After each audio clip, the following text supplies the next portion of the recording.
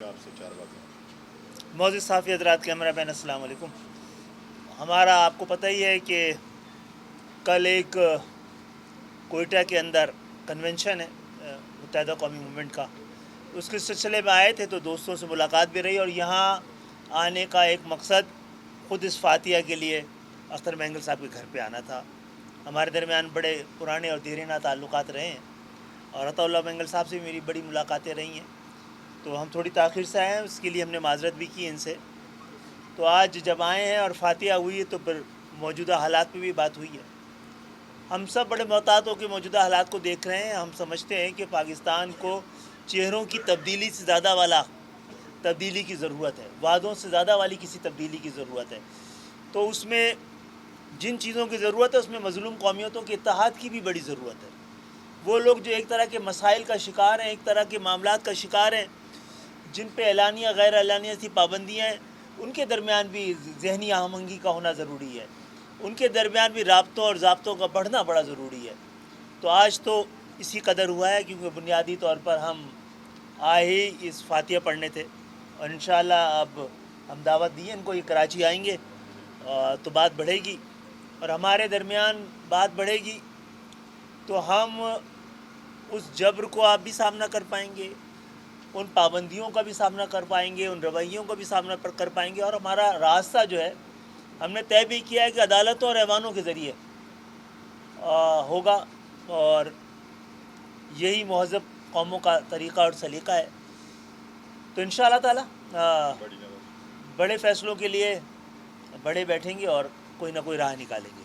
अच्छा खालिद साहब, ये है कि बीएनपी भी पहले हुकूमत के साथ खासकर पीटीआई का जल्द उन्होंने इख्तियार किया, ज़्यादा समझदार हैं जी, ज़्यादा समझदार है। अच्छा। आप लोगों ने उन्होंने समझाया अभी तरीका तब एतमाद भी सर पर आ गया तो देखिए अदम एतमाद तो होना चाहिए इस निज़ाम पर हुकूमतों के बजाय।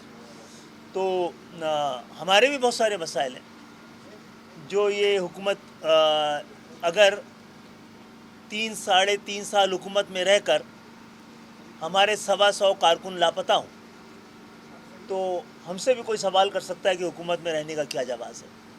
अगर हुकूमत में और वजारत में रहने के बावजूद हमारे तमाम दफातर जो कि मुनज़्ज़म कर दिए गए हैं या सील हैं वो अभी तक हमारे पास वापस ना आए, तो इस सियासी पाबंदियों के लिए हमसे कोई भी सवाल कर सकता है। तो हमने जिस वक्त, और सिर्फ इस दफ़ा नहीं, 88 में बेनज़ीर साहबा के मौके पे भी हमने ज़्यादा एहसास ज़िम्मेदारी दिखाया था।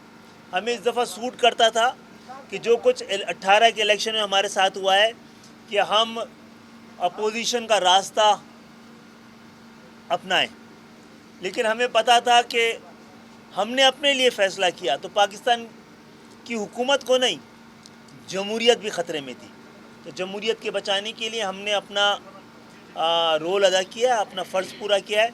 अब जमहूरियत का और हुकूमत का की बारी है, और सिर्फ हमारी नहीं, जहाँ जहाँ पर किसी भी वजह से सियासी आज़ादी नहीं है, जहाँ जहाँ पर भी लोगों के साथ बुनियादी इंसानी हुकूक की पामाली हो रही है, जहाँ जहाँ भी हमारे वसाइल के हवाले से एहतिजाजी आवाज़ें मौजूद हैं, उनको सुना जाना ज़रूरी है और ये आवाज़ मिल के बोलेंगी तो सुनना पड़ेगा। आप हुकूमत में हैं, बीएनपी अपोजिशन में है, क्या आप इनको मनाने के लिए आए या इन्होंने आपको मनाया? दोनों में से क्या हुआ?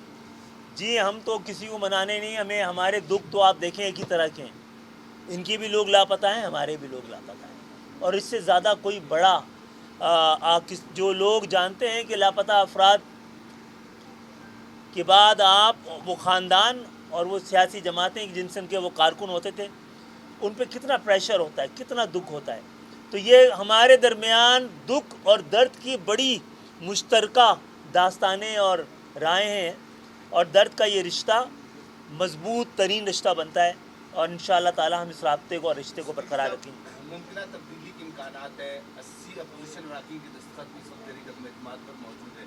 इस मौके पर एमक्यूएम पाकिस्तान क्या मौक़िफ़ अपनाएगी? देखिए कि ना किसी को ब्लैकमेल करेंगे, ना अपॉर्चुनिस्ट बनेंगे, उसूलों को सामना रख के फ़ैसला करेंगे। अभी बहुत दिन बाकी है। बहुत बहुत शुक्रिया।